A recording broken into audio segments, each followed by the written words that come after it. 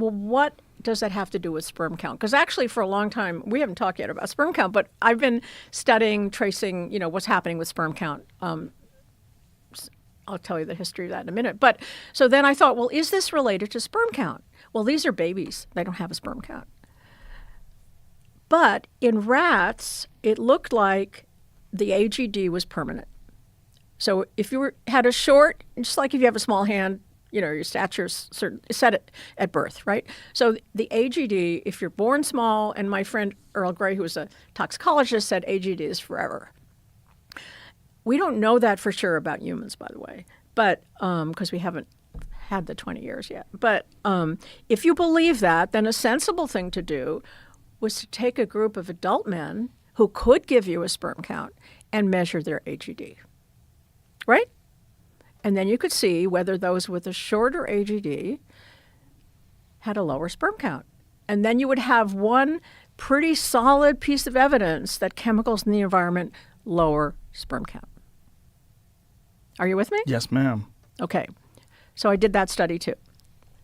So I got students in Rochester, New York to volunteer for $75 to participate. And they gave us a semen sample, and they gave us opportunity to measure them, also a questionnaire.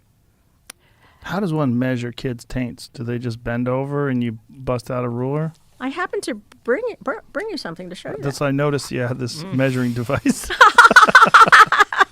I thought Jamie's volunteered to let you measure his taint, by the way. That's why I have sweatpants on.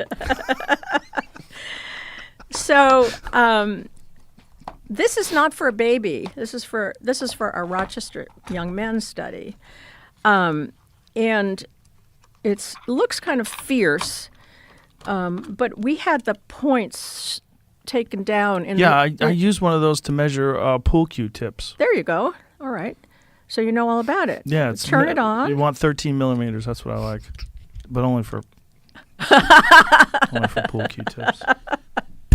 So look, I also brought you a little diagram so you can see where we measure. Okay. But we can't show this.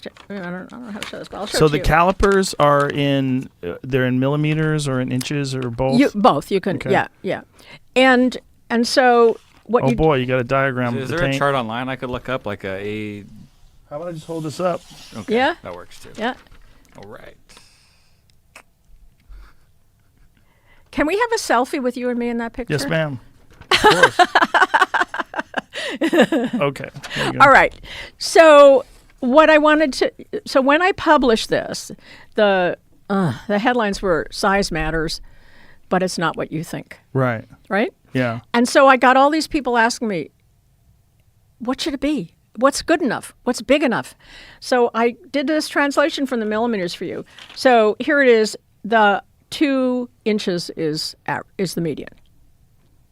Okay? Okay. And in this population.